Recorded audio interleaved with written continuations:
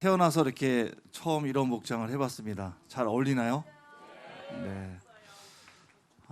안산에 이제 비가 많이 와서 현장을 좀 많이 다니고 있는데요. 그래서 오늘도 이렇게 중요한 행사이기 때문에 잠깐이나마 와서 인사드리고자 왔습니다. 청문당에서 재연되는 우리 오늘 행사 현정 습지 재연 행사 너무 축하드리고요. 오늘을 준비해 주신 여러분들이 계신데 그 누구에도 감사를 드리겠습니다. 또 오늘 문화원장님 와 계시는데요. 안산의 역사를 바로 세우는 우리 이한진 원장님 감사드리고, 또 우리 유재수 우리 도시건설위원회 위원장님하고 서로영 의원님이 지역구입니다. 두 분이 아마 청문당을 더 좋은 형태로 승격시키기 위해서 노력을 하고 계시고요.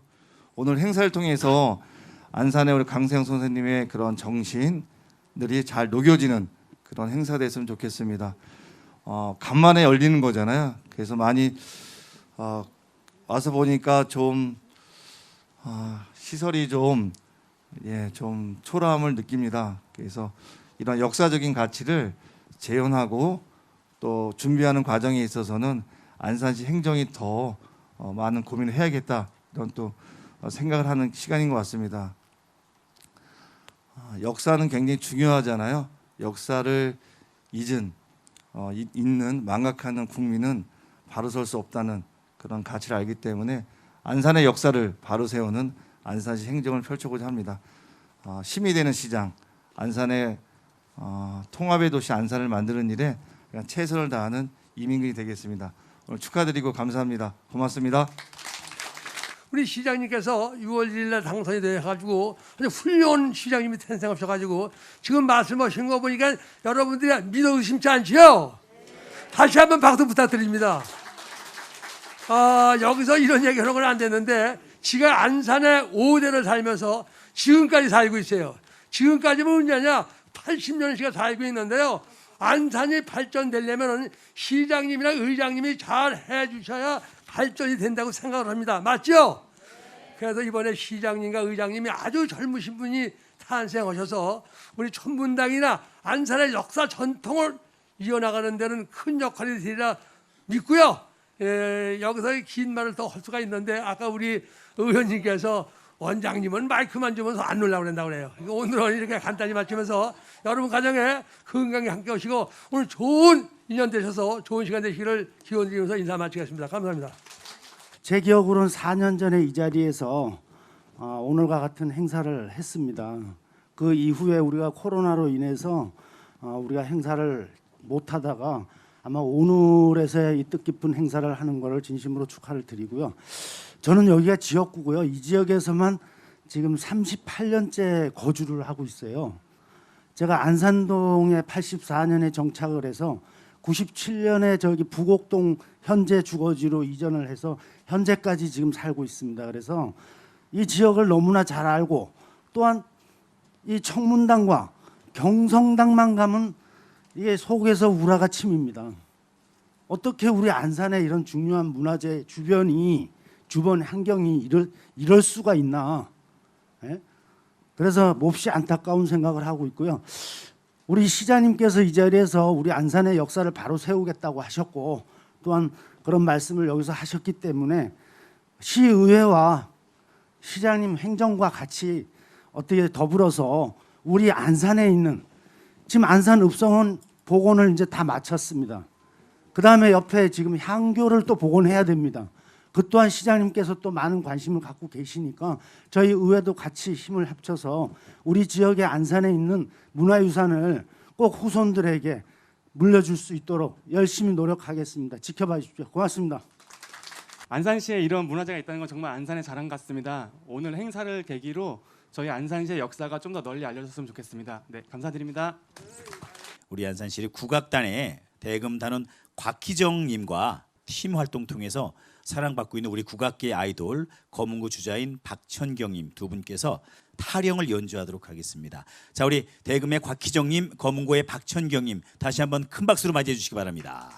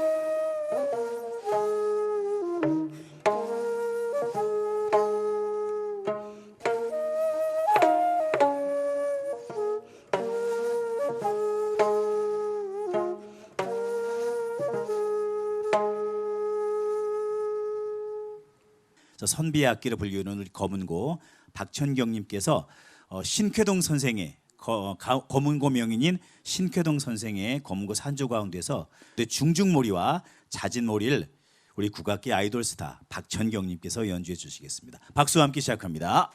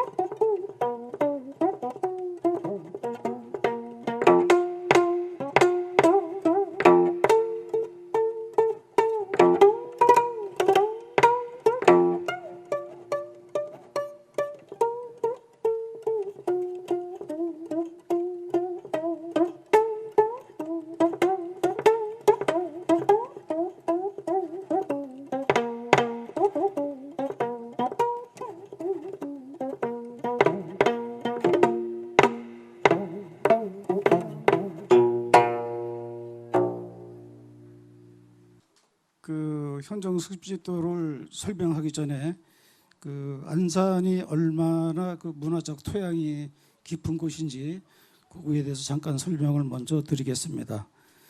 문화체육관광부에서는 지난 1990년부터 2005년까지 12월까지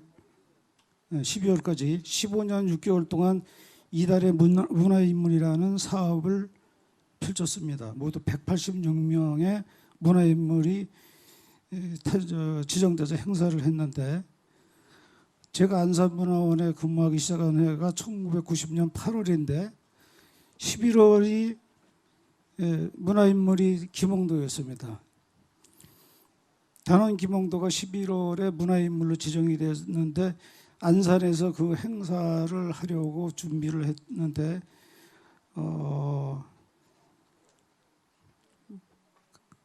김홍도가 안산 출신이 아니라 서구 출신이라서 마포 출신이라고 하는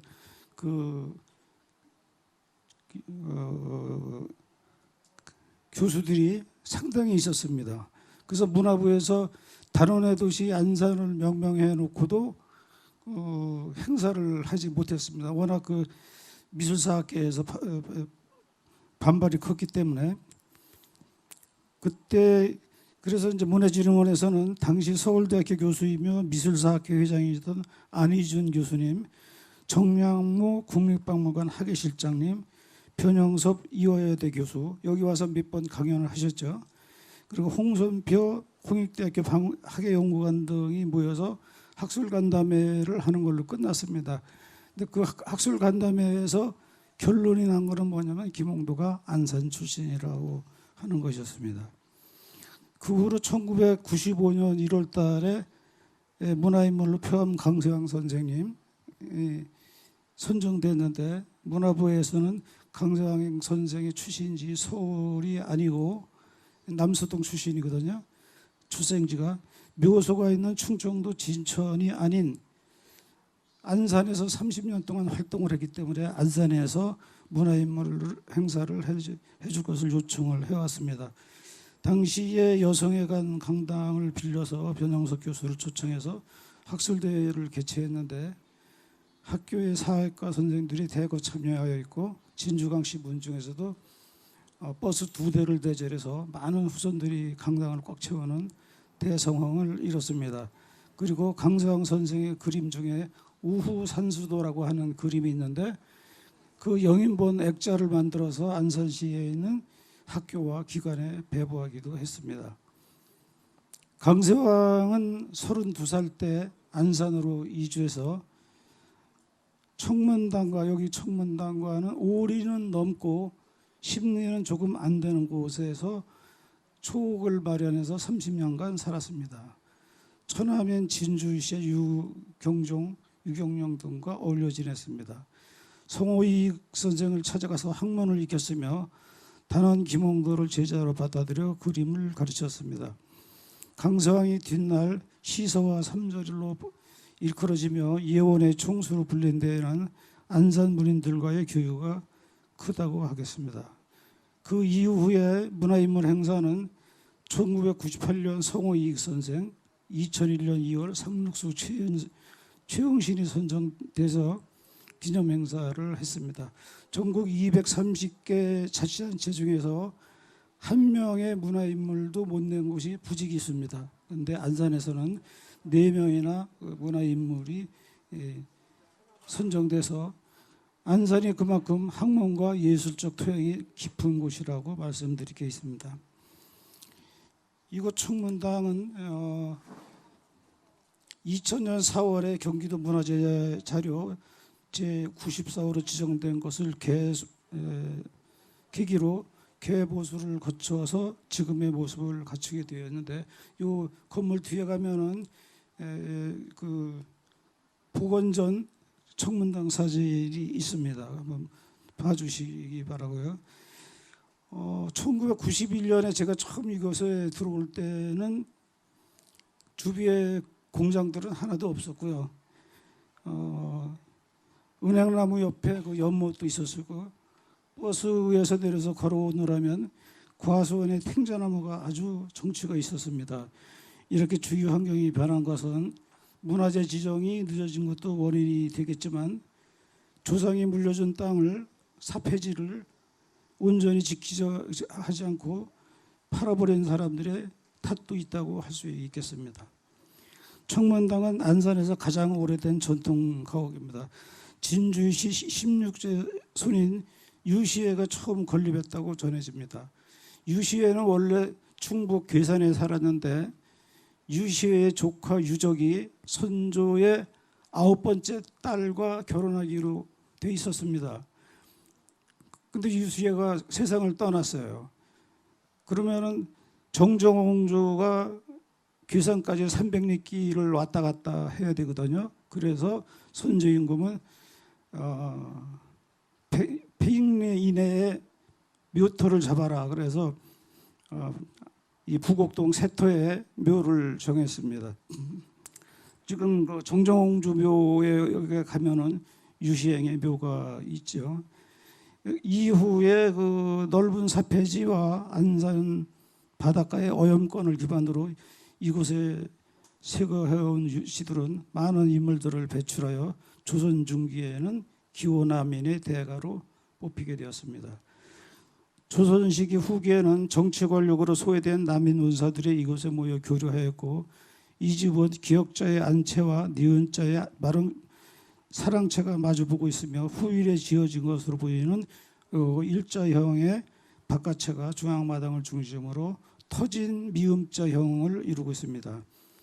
안채는 팔짝지붕이고 그 위에 기와를 덮었으며 대청은 6칸으로 되어 있습니다. 사랑채 지붕도 팔짝지붕이며 이곳에는 망건 소적이 보관되어 있던 서고입니다. 여러분들 바로 뒤에 있는 그 건물이 되겠습니다.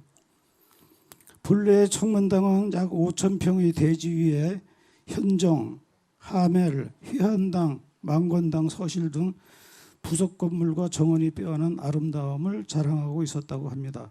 강세왕이 유경종을 위해 그려진 지상편도라는 그림도 청문당의 실경을 바탕으로 그려진 것이라고 이렇게 얘기합니다. 이것의 땅 이름도 고문서에는 현곡으로 나옵니다.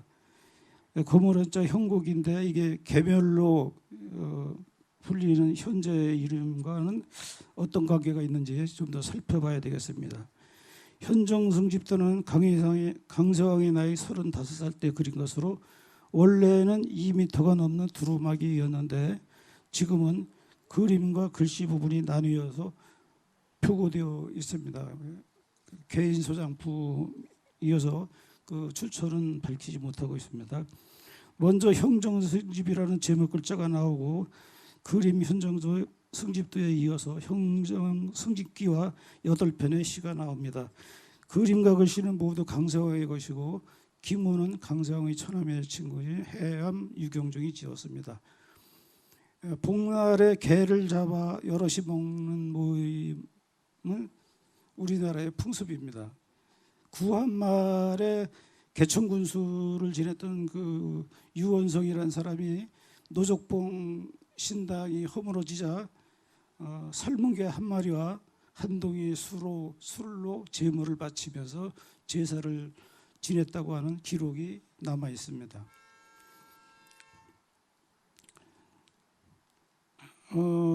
이처럼 그 옛날에는 소는 일을 해야 되기 때문에 소를 잡아먹지 않고 개를 잡아서 단백질을 아마 보충했던 것으로 합니다.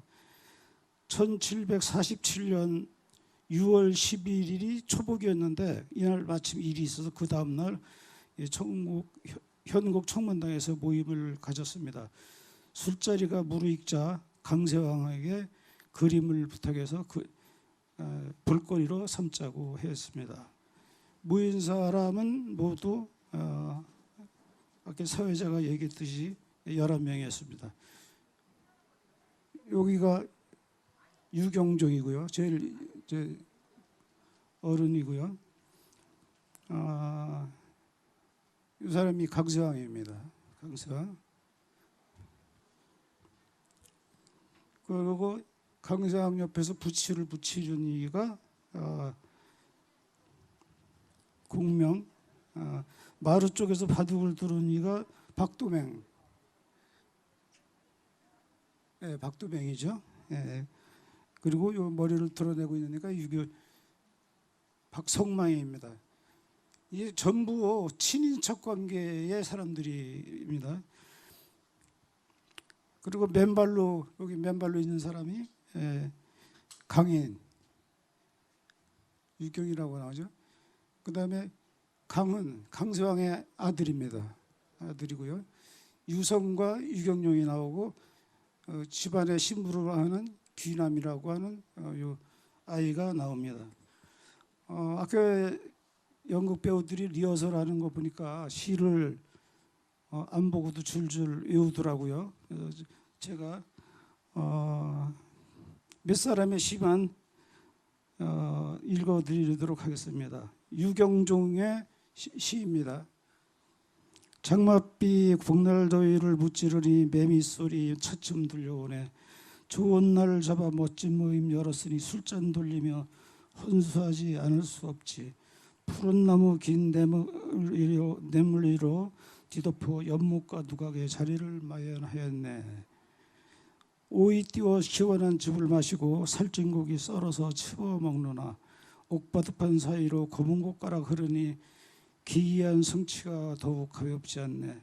저 서원의 잔치를 생각해보니 이 모임 옛날에 부끄럽지 않구나. 여기서 서원이라고 하는 것은 북극 송나라 때 왕선이 열었던 서원아집도 얘기입니다.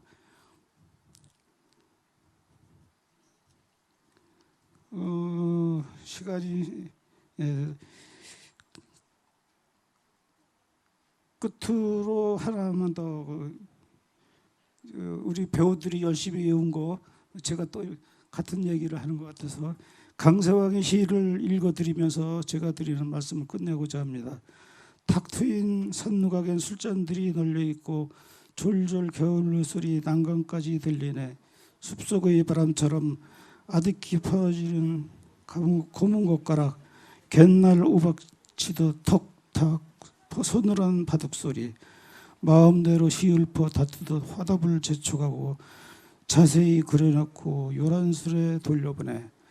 촛불 잡고 한껏 취하길 거절 말게나 무름지기 흐르는 세월 짧음을 아쉬워해야지. 그러니까 그 당시에 개를 잡아서 술을 먹어서 이곳 한 곳에서 먹은 게 아니라 이곳 몇 군데 정자를 돌아다니면서 이렇게 술을 먹었습니다. 전부 진주시 가면은 자제들이나 인적 관계에 있는 사람들입니다. 여기서 박시성으로 나오는 사람들은 유경종의 매형이고요. 그리고 강세왕과 강세왕의 두 아들이 나옵니다. 그중 한 명은 여기 두 명은 장가를 못 갔습니다. 장가를 안 가서 이렇게 머리를 닦고 있습니다. 현정 승집도에 대한 말씀을 드렸습니다. 감사합니다. 현정 승집도에 대해서 잘 말씀드리셨는데 이제 이 그림의 의의를 이제 또 제 나름대로 한번 짚어보고 강세한과 그다음에 이제 김홍도 안산 시절의 강세한과 김홍도에 대해서 설명드리기로 하겠습니다. 이 그림은 이제 사실은 그 복날의 이제 풍속이기 때문에 요새는 이제 애완동물 애호가들이 너무 많아가지고 그래서 이제 그런 것들이 약간 좀 현대의 그런 감성하고는 조금 잘 안 맞습니다만은 원래 이제 그 동아시아에서는 이 개의 그런 거에 대해서 음식을 그렇게 뭐 혐오하거나 그러지는 않았어요, 그죠? 예, 그래서 대표적인 예로 여러분 그 엘리자베스 여왕 잘 아시죠? 엘리자베스 여왕이 원세계에 애완견 2마리를 선물했더니 그 청나라의 그 원세계가 답장이 뭐냐면 그 지난번에 보내주신 그 애완견 잘 먹었습니다. 뭐 이렇게 하거든요.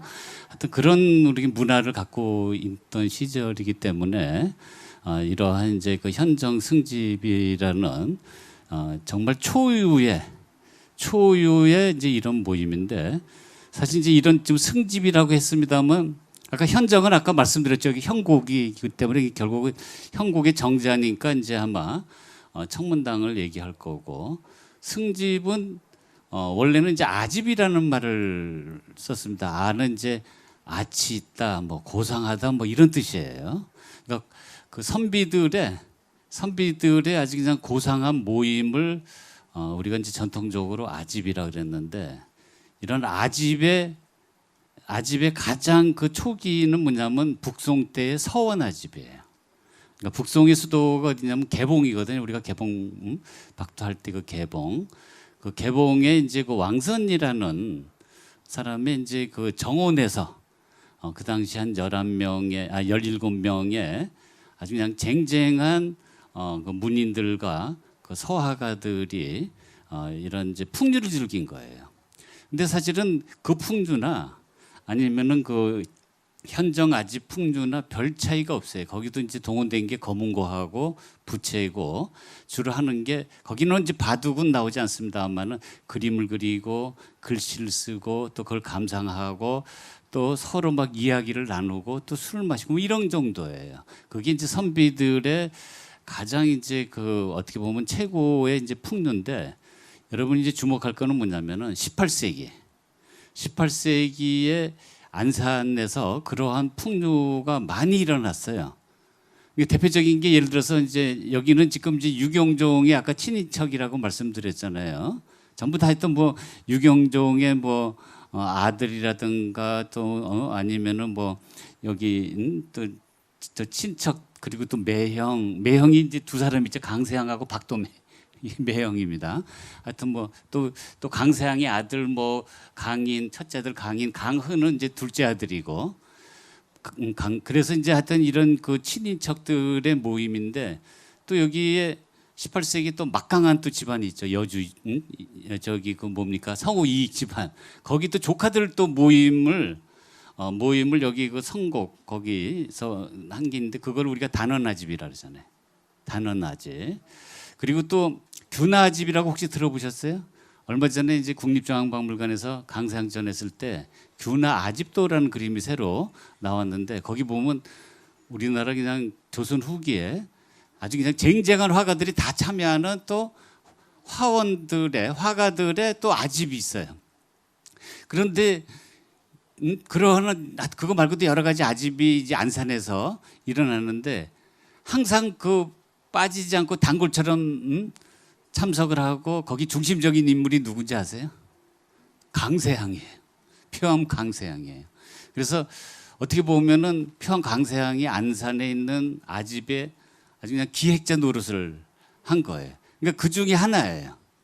그걸 이제 첫 번째 여러분이 이제 이해하실 필요가 있어요. 다시 말하면 우리가 중국으로부터 내려오는 이제 서원 아집도류의 어떤 선비들의 풍류 중에 하나다. 그리고 또 안산에서 바로 또 18세기에 강세양을 중심으로 해서 일어나는 또 그런 아집 유해 중에 하나다. 그다음에 이제 두 번째 기억해 주실 게 뭐냐면은 이게 복날 풍습이잖아요. 근데 이게 초복 그 다음 날 그린 건데, 초복을 기념을 해가지고 아집을 그린 거는 세상에 없어요. 이게 처음이에요. 그 이후에도 없어요. 왜냐하면 그 초복에 그거는 사실은 아자를 붙이기는 좀 약간 좀 그러지 않아요? 좀 민망하죠. 아지 뭐 고상하고 아치 있는 게 아니고 우리의 그냥 풍속이죠. 민속인데, 거기에 여기 보시면 바둑을 두고 이 검은고를 타고 그랬는데, 검은고 이거 누가 탄지 아세요? 누가 탔을 것 같아요? 이름이 다 나오는데 강세항이 탔어요. 강세항이 검은고를 굉장히 잘 탑니다. 그래서 이걸 어떻게 할 수 있냐면 우리 기록에도 나오고, 또 균아 아집에 보면 균아집도 여러분이 제가 여기 복사를 하나 해드렸는데, 거기에도 보시면은 복사가 여기 들어가 있네요. 그게 몇 번이냐면요. 첫 번째 장, 두 번째 장에 있습니다. 두 번째 장이 세 번째 장, 두 번째 장이네요. 균아집에 보면은 거기에도 검은고를 이따가 확인하세요. 검은고를 타는 사람이 바로 누구냐면은 강세항이에요. 그리고 이제 강세항은 검은고를 잘 타고, 또 균아집 보면 김홍도는 거기서 뭘 하면 퉁소를 불어요.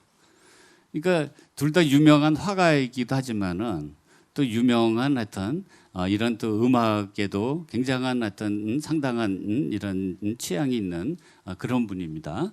그래서 이제 이 그림의 어떻든 간에 중심에 딱 보면은 물론 이제 주인은 자기 유경적이잖아요. 요 지금 요 건물 요 방에 앉아 계시지만은 가운데 그림의 가운데는 누가 차지하고 있습니까? 강세항이 차지하고 있죠. 그래서 저는 이제 이걸 보고 강세항이 아이디어를 낸 거 아닌가.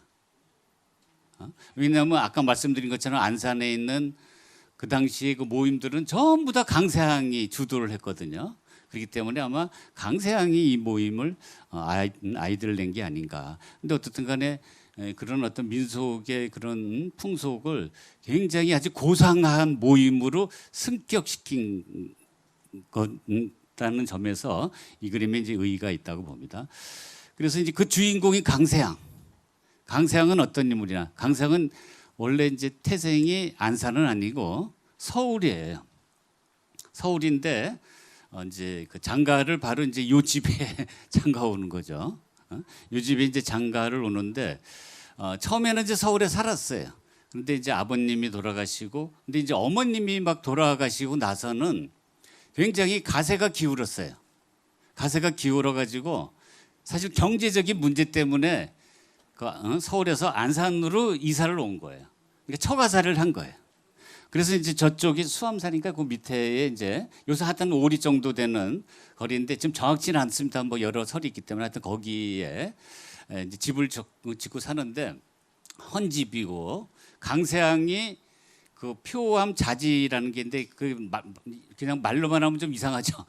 근데 그런 뜻은 아니고 그냥 자서전 이런 뜻인데 표암. 근데 왜 표암이냐면 표암이 어렸을 때 등에 여기 그 표범 저 무늬가 있었대요. 그래서 이제 스스로 이제 표암이라고 이렇게 불렀는데 어떻든 간에 그 표암 자지에 뭐라 그러냐면 아주 9칸의 헌집에서 굉장히 가난하게 살았다 그랬어요. 그랬는데 이제 그 강세항 아들이 이제 넷이 있거든요. 넷이 있는데 여기 이게 첫 번째 아들입니다. 강인. 그다음에 이제 강인, 그다음에 두 번째 아들이 강완, 그다음에 강신, 강빈이 있는데 넷째 아들 강빈이 쓴 글에 보면은 2-3칸밖에 안 된다고 나왔어요. 그리고 비바람도 막지 못하는 집에서 살았다, 헌집에 살았다 그랬어요. 누구 말이 맞겠습니까? 아마 이제 강세항은 창피해가지고 원래는 이제 2-3칸 되는 집인데 아마 그거를 조금 이렇게 뻥튀기 해가지고 아마 8칸, 9칸 이렇게 얘기한 것 같아요. 제 추측은. 근데 어떻든 간에 넷째 아들은 2-3칸이라 그랬어요. 그러니까 엄청나게 가난하게 살았는데 또 그럼에도 불구하고 이 생활에는 신경을 안 쓴 거예요. 생활에는 신경을 안 쓰고 무슨 일을 했냐면 첫 번째 책을 읽고, 그다음에 두 번째는 글을 쓰고, 세 번째는 그림을 그렸다 그랬어요. 그러니까 3가지 일만 하는 거예요. 그리고 또 4번째는 거기 나오진 않지만 이런 풍류를 즐긴 거죠. 풍류를 즐긴 건데, 근데 그 책을 읽은 거는 당연하죠. 왜냐하면 여기가 뭡니까? 우리나라 최고의 사립도서관이잖아요. 만건당. 그러니까 책이 엄청난 책이 여기 있으니까 여기서 마음껏 자기 이제 여기가 처남집이잖아요. 처남집에서 마음껏 책을 읽었을 거고, 그다음에 이제 경제적인 거 신경을 안 쓴 거는 뭐겠습니까? 처남이 잘 살잖아요. 그러니까 어떻게든 하여튼 굶어 죽지는 않았을 것 같고, 그다음에 워낙 또 이제 글씨 또 명필이잖아요. 그러니까 글씨를 이제 쓰고, 근데 또 숨길 수 없는 재주가 뭐냐면은 그림을 너무 잘 그려요. 그래서 요거는 여러분이 꼭 찾아봐야 되겠는데 어느 정도 잘 그리냐면은 여러분이 그 김홍도 강세항이 그린 자화상이 있어요. 여기 조그맣게 해놨습니다만은 여기 3번 여기 보입니까? 여기 3번이 자화상인데 여기 이거는 그 화원을 뺨칠 정도의 솜씨예요. 엄청난 그림이에요. 근데 자화상을 또 우리나라에서 제일 많이 그린 사람이에요. 그게 또 이제 강세항인데 재밌는 거는 여기도 이제 써놨습니다만은 여기에 너는 뭐 하는 사람이냐, 너는 누구냐 해가지고 이제 첫 번째 여기 제 발에 그렇게 썼습니다. 너는 누구냐? 얼굴을 보니까 늙었고 그다음에 이게 수염이 허연데 지금 머리에 쓰고 있는 게 지금 뭡니까? 이게 오사모예요. 우리가 사모간대 하는 사모예요. 그러면 옷도 뭘 해야 되냐면 관대에 있잖아요. 관복을 입어야 되는데 이건 관복 아니에요. 캐주얼 옷이에요. 그러니까 여긴 야복이에요. 그러니까 다시 말하면 여기 모자는 이제 나는 이제 여기 관리다 해가지고 여기 이제 그 사물을 썼는데 옷은 뭐 요새 말하면 노스페이스 뭐 추리닝 뭐 이런 거 입고 있는 거 편한 옷을 입고 있는 거예요. 근데 왜 그런지 아세요? 그 다음에 뭐라고 나오냐면 몸은 이제 궁중에 있지만 근데 이제 벼슬을 해야 나중에 그 얘기 이제 곧 하겠습니다. 벼슬을 해서 궁중에 있지만 마음은 살림에 있다. 그 살림이 어디예요? 살림이 어디예요? 안산이에요. 왜냐하면 안산에서 30대에 와가지고 처가살이 하면서 무려 여기 몇 세 때까지 있냐면은 61까지 32에 와가지고 61까지니까 30년 동안 여기서 뭘 합니까? 요새 말로 하면 백수 한 거예요. 백수를 한 거예요. 그러니까 그런데 이제 61에 기적적으로 벼슬을 합니다. 누구 때문이냐면 아빠 찬스가 아니라 아들 찬스예요. 아들이 아까 4명 아들이라 있다 그랬죠? 누굽니까? 첫 번째 아들이 강인, 그다음에 강완, 강신, 강빈인데 전부 다 과거급제예요. 과거급제하고 그다음에 이제 그중에 이제 둘째 아들이 이제 영조대왕을 만날 일이 있는데 이제 영조대왕이 이제 너희 아버지 이제 그 지금 뭐 하시냐 그랬더니 지금은 이제 놀고 계신다고 이제 얘기를 한 거죠. 그랬더니 이제 옆에 그랬더니 이제 그 영조대왕이 강세왕의 아버지를 기억하고 있는 거예요. 강세왕의 아버지가 누구냐면은 강현인데 강현이 뭘 했냐면은 지금으로 얘기하면은 이제 그 교육부 차관을 했어요. 그러니까 예조 참판 그리고 또 대제학이라고 큰 학자 노릇을 해가지고 그때 대제학할 때 바로 누가 저기냐면 영조가 그러니까 강세왕의 아버지를 대제학을 시킨 거거든요. 근데 대제학의 아들이 놀고 있다는 거예요. 그래가지고 어떤 벼슬을 제시하냐면은 여러분 그 영릉 아세요? 영릉이 어디냐면 그 여주에 있는 영릉 있잖아요. 누구 능입니까? 세종대왕 거기 참봉을 시키는 거예요. 근데 참봉은 제일 말단이에요. 지금 말하면 구급 공무원이에요. 강세왕이 그걸 받아들였겠습니까? 안 받아들였겠습니까? 안 받아들이죠. 왜냐하면 강세왕이 쟁쟁한 집안이죠. 할아버지는 교육부 장관을 했어요. 강백년. 그 다음에 자기 아버지는 교육부 뭡니까? 차관을 했어요. 본인은 지금 백수지만은 내가 어떻게 그런 집안에서 태어났는데 제일 말단 공무원 능참봉을 하겠느냐? 안 했어요. 그리고 나서 이제 또 그 다음 해에 이게 첫 번째는 참 첫 번째 아들 강인을 만났을 때 그러고 또 영조가 두 번째 이제 아들인 강한을 만났을 때 그 얘기를 들은 거예요. 이제 지난번에 영참봉 시키라 그랬더니 이제 능참봉 시키라 했더니 그걸 거절했잖아요. 그게 이제 그 영조 마음에는 항상 이게 좀 미안한 마음이 들어가지고 몇 급을 시키냐면 이제 6급으로 이제 9급에서 뭡니까? 6급으로 승진을 시켜가지고 그 사포서 별제라 그러는데 사포서가 뭐냐면 궁중에 그러니까 궁중에 이제 그 공급하는 그런 채소들이 있잖아요. 채소 정원 관리하는 그런데 거기에 별제를 시킨 거야 6급. 근데 기가 막힌 일이 있어요. 거기 누가 와 있는지 아세요? 똑같은 부서에 똑같은 직책으로 김홍도가 와 있는 거예요. 김홍도는 강세왕의 뭡니까? 제자잖아요. 그리고 보면 그 김홍도는 강세왕이 그러니까 김홍도가 그냥 전진할 때니까 5살 뭐 7살 그 어린애일 때 만났잖아요. 그때 이제 강세왕이 이제 그 김홍도보다 한 32살 많거든요. 그런데 아주 그 어린아이 자기 제자한테 같이 근무한 거예요. 어떻게 보면 좀 황당한 일이죠. 황당한 일인데 김홍도가 항상 공손하게 그러니까 폴더를 인사한 것 같아요. 공손하게 하고 그리고 항상 존경한 마음을 표했대. 그러니까 스승이 혹시 이제 곤란해 할까봐 굉장히 그 존경한 마음을 표하니까 그때 강세왕이 김홍도를 다시 보게 된 거예요. 아 이거 참 민품이 됐다 이렇게 생각을 한 거예요. 그랬는데 그렇게 시작한 벼슬이에요. 그게 언제입니까? 62에 62. 그리고 나서 10년 뒤에 뭘 하는지 아세요? 한성부 판년을 합니다. 한성부 판년은 뭐죠? 서울시장을 하는 거예요. 초고속 승진을 하는 거예요. 제가 그걸 보고 깨달은 게 있어요. 야 여기 바로 이제 우리 안산이 물이 좋구나. 이거 이사 와야 되나 말아야 되나. 아니 아들 4명 다 뭡니까? 다 저기 가거급제하고 본인도 아들과 그다음에 또 뭔가 자기 아버지 그리고 또 할아버지 덕분에 어떻든 간에 정조 때 이제 영조는 돌아가시고 이제 정조 때 초고속 승진을 한 거예요. 그분이 이제 강세양이에요. 그런데 강세양이 또 그것만이 아니라 또 그림을 엄청 잘 그렸다 그랬잖아요. 지금 보신 것처럼 또 인물화도 이제 잘 그렸지만 또 잘 그린 게 있어요. 그게 난죽도예요. 여러분 그건 꼭 기억을 하셔야 돼. 난죽도. 그러니까 난하고 대나무를 함께 이렇게 어울리게 그린 그림입니다만은 그 그림이 이제 어디 있냐면은 여러분이 이제 그 도 아마 14 여기에 있어요. 요거 지금 요건 아마 작게 표현이 됐지만 나중에 여러분이 그 인터넷에 찾아서 보시면은 난과 대나무의 어울림이 가장 잘 표현된 아름답게 표현한 사람이 바로 그냥 강세양이에요.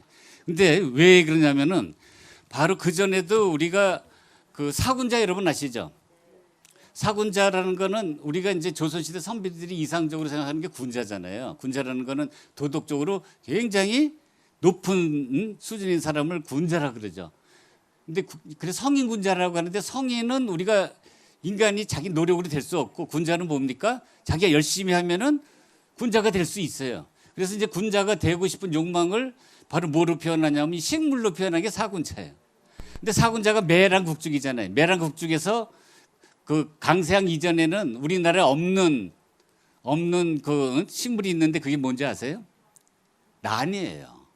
그러니까 사람들이 난이 없으니까 난을 볼 수가 없잖아요. 그러니까 제대로 못 그려요.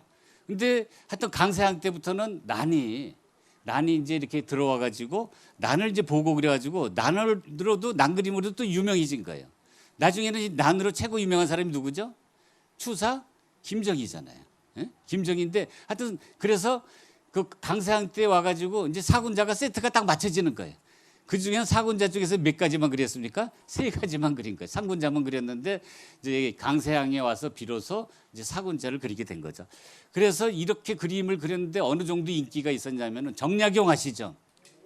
정약용이 뭐라 그러냐면은 그 강세양 집 앞에는 그림을 부탁하러 오는 사람이 문전성시를 이뤘다 그랬어요.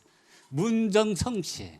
이거 엄청난 인기를 끈 화가였다. 김홍도는 더 말할 것도 없죠. 왜냐하면 항상 집 앞에 거기도 뭡니까? 비단을 갖고 사람들이 막 기다려가지고 김홍도는 잠자고 밥 먹을 시간이 없다 그랬어요. 요새 보면 아까 아이돌 얘기 하셨는데 진짜 아이돌이에요.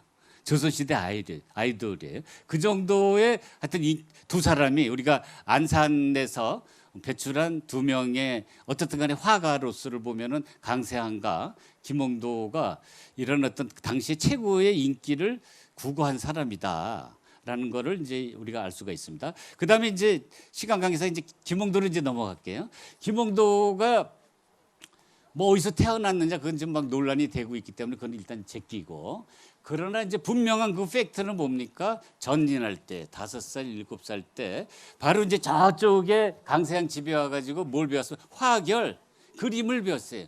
그건 누구도 부정할 수 없는 사실이에요. 누구도 부정할 수 없는 사실이에요. 그러니까 어렸을 때 화가로서의 그 아이덴티티는 바로 안산의 누굽니까? 바로 강세양한테 그거 배운 거예요. 형성이 된 건데 그래서 실제로 김홍도 그림을 보면은 안산의 풍경이 나온 그림들이 많이 있어요. 그러니까 대표적인 게 예를 들어서 여러분 안산 어살 아세요? 안산의 이 바닷가가 예전에 안산 어살이라고 여기가 고기가 그렇게 맛있었대요. 그래가지고 임금님 밥상에 올라가는 어물은 다 여기서 공급한 거예요. 그래서 사홍원이라는 기관을 여기 둔 거예요. 여기 둬가지고 여기 어장 관리를 했는데 이런 죽방염 아시죠? 대나무 막 이렇게 해가지고 밀물 때 이렇게 들어가지고 썰물로 나갈 때 거기 고기가 이렇게 걸리게 하는 죽방염이 바로 사실 여기 안산에 바닷가에 거기 이제 설치가 되고 거기에서 또 고기도 이렇게 사들이고 해가지고 바로 이제 궁중에 공급을 했는데 그 그림이 여러분 그 대부도에 가면 그 박물관 하나 있죠. 예? 무슨 박물? 어촌박물관에 보면 김홍도 그림, 고기잡이 그림 보이는 거 기억나세요? 그 벽에 이렇게 크게 붙여 있는 거. 그게 안산 어살이에요. 그게 안산어 사람입니다. 그러니까 그거는 뭡니까? 안산의 풍경이죠. 그리고 또 이제 또 김봉도 그림 중에서 또 이제 유명한 게 매해파행이라고 이 어물을 이렇게 팔러 가는 거 안악들 그림이 있어요. 그것도 뭐냐면 그 안산포구에서 안산의 이 어물이 인기가 좋으니까 이걸 가지고 어디 가냐면 서울 가서 파는 거예요. 한양 가서 팔아가지고 먹을 거 하고 그 다음에 이제 뭐 입을 거 이거 바꿔오거든요. 물물교환이니까 예전에. 그래서 그런 풍경도 있고 그래서 결국은 뭐냐면 김홍도에게 있어서의 안산은 뭡니까? 자기 그림의 원천이에요. 그러니까 이게 뭐 고향이냐 아니냐는 그거는 일단은 나중에 이제 우리가 밝혀야 될 문제고 우리가 김홍도 그림에 보면은 이거는 바로 안산이 김홍도 그림의 원천이다. 또 여러분이 김홍도 그림에 보면은 막 그냥 이러한 관리들 고급 관리들 고런님의 뭐 부조리라든가 아니면은 신분 간의 뭐 불공평한 관계를 막 이렇게 풍자하는 그림들이 있어요. 그 그림들도 그 이전에 그런 그림이 안 나왔어요. 김홍도가 그런 그림 처음 그렸는데 그 누구 영향을 받은지 아세요? 성호 이익의 영향을 받은 거예요. 성호 이익이 성호 이익이 실학이 바로 그거잖아요. 그래서 현실을 막 비판적으로 보고 뭔가 더 나은 세상을 꿈꾸는 그런 사상이 성호 이익이 실학이잖아요. 근데 여기서 또 여러분이 주목할 게 뭐냐면 김홍도가 전인할 때 여기서 그림을 배웠을 때는 1750년입니다. 50년 그 무렵에. 왜냐하면 김홍도가 1745년생이거든요. 근데 전인할 때는 5살이나 7살이니까 5살이면 1750년이죠. 7살이면 1752년. 그때 강세향이 김홍도보다 몇 살 위라 그랬죠? 32. 또 강세향 저기 성호 이익은 강세향보다 몇 살 위인지 아세요? 32이에요. 그러니까 70대 노인이 어디 살고 있어요? 저쪽에 첨성리에 살고 있는 거예요. 너무 재밌지 않아요? 같은 하늘 아래. 안산이라는 하늘 아래 같은 시기에 저쪽 여기서 오리 떨어진 좌우에는 성호 이익이 살고 있고 그 다음에 또 여기에는 강세향이 살고 있고 저 뒤에는 저쪽에서 한 오리 떨어진데 그러니까 성호 이익부터 한 10리 떨어진 거리죠. 그리고 또 어딘가에는 김홍도가 살고 있잖아요. 그러니까 세 사람이 결국은 조선 후기의 문화를 뭡니까? 이끌어갔던 주역이잖아요. 그러니까 그 당시에는 별 볼 일 없었어요. 영조 때는 그냥 단순한 그냥 그 학자고 그 다음에 또 이제 강세향은 또 뭡니까? 아까 말한 백수고 그러나 또 시사에 능한 백수고 그다음 김홍도는 그냥 그림 잘 그리는 어린아이잖아요. 그런데 바로 그 성호 할아버지 그 다음에 이제 강세향 아저씨 김홍도 아이가 나중에 정조 때 와가지고는 정조의 개혁 정치의 주역이 되는 거예요. 그게 이제 여러분이 주목할 일이에요. 물론 이제 성호는 이제 정조 때 활약하지 않지만 성호의 이제 영향을 받던 뭐 학자들 예를 들면 뭐 최재공이 중심이 돼가지고 뭘 세우죠? 여러분 가까운 수원에 화성을 저거 하잖아요. 그거 이끌잖아요. 그리고 또 정약용이 있죠. 정약용은 또 화성할 때 뭘 하죠? 거중기. 그러니까 이런 것들이 전부 뭐냐면 성호의 영향을 받은 사람이에요. 성호 이익에. 그 다음에 이제 강세향은 아까 말한 것처럼 초고속 승진을 한다 그랬잖아요. 그래서 승진을 하면서 또 우리가 정조를 위해 가지고 여러 가지 일을 하는데 예를 들면 뭐 이런 겁니다. 천수연 권룡제 때 우리가 이제 그 정조는 완전히 이제 그 청나라를 우리가 정조 이전에는 배척을 했어요. 그러니까 청나라를 이제 배척했는데 정조 때부터 이제 청나라가 이제 갑자기 그냥 처음에 오랑캐라고 무시했는데 나중에 청나라가 막 세계적 강국으로 부상이 되니까 그걸 받아들이거든요. 현실적으로 받아들이는데 그걸 우리가 북학이라고 그러잖아요. 북학이라는데 이게 정조 때부터 시작이 되는데 그래서 바로 그 권룡제의 그 천수연에 그 동지사를 보내는데 거기에 이제 정사가 있고 부사 두 번째죠. 부사로 누굴 보냅니까? 강세향을 보내요. 그리고 강세향이 70년 된 노인네가 거기를 갔다 오는 거예요. 북경을 갔다 오기도 하고 그리고 또 강세향을 얼마나 아꼈냐면은 강세향이 지금으로 그 호조 참판이니까 지금으로 말하면 이제 그 기획재정부인가요? 기획재정부 차관했을 때 그 정조의 어진을 그리는 일을 감독하는 일을 했었거든요. 근데 놀라운 거는 뭐냐면은 그때 이제 정조 그 강세향이 그 어진 그리는 거에 대해서 뭐 글씨를 쓰고 있는데 너는 이 글씨를 쓰고 구경하고 글씨 쓸래? 그게 무슨 얘기인지 아세요? 바로 그 창덕궁 있잖아요. 비원을 정조가 직접 안내해서 구경을 시켜준 거예요. 이건 그것도 역사에 없는 일이에요. 어떻게 왕이 신하를 자기의 그런 자기만의 어떤 그 장소, 그런 은밀한 장소를 다 구경을 시켜줘요. 그런 또 은혜를 입은 사람이, 신임을 받은 사람이 누구예요? 강세향이에요. 어떻든 간에 그런 주역으로 활동을 했고, 그 다음에 이제 김홍도는 여러분 잘 아다시피 김홍도 정조가 하는 그 개혁 정치에 여러 가지 그림들을 누가 나서서 했냐면 김홍도가 나서서 한 거예요. 그래서 우리가 이제 결론적으로 이제 말씀을 드리면은, 우리가 그 안산이 배출한, 물론 강세향도 안산 출신은 아니고 김홍도도 어떻게 될지는 잘 모르겠습니다만은, 어떻든 간에 안산에 대한 애착은 대단하잖아요. 아까 말한 것처럼 오사모를 쓰고 뭡니까? 야복을 입었. 근데 그게 이제 바로 저는 이제 여기 안산에서의 어떤, 아무래도 가장 인생의 황금 시기를 강세향이 어디서 보냈냐면 안산에서 보냈기 때문에 그 마음은 여기 와 있을 거예요. 서울에서 이제 근무를 하더라도. 그런 어떤 안산에서 배출한 그 두 화가이자, 그리고 또 이제 그 강세황 같은 이런 이제 양반 관리가 결국은 뭐냐면 정조대왕의 개혁 정치에 큰 그 일익을 담당했다라는 거고, 그 다음에 이제 여러분 김홍도 모르면 간첩 아니에요? 우리나라 사람은 김홍도 모르면 간첩, 아마 간첩도 김홍도 할 거예요. 그 정도로 하여튼 그 우리나라의 가장 으뜸되는 화가로서 성장하게 된 그 바로 그 밑바탕, 그 원천이 바로 뭐예요? 안산입니다. 감사합니다.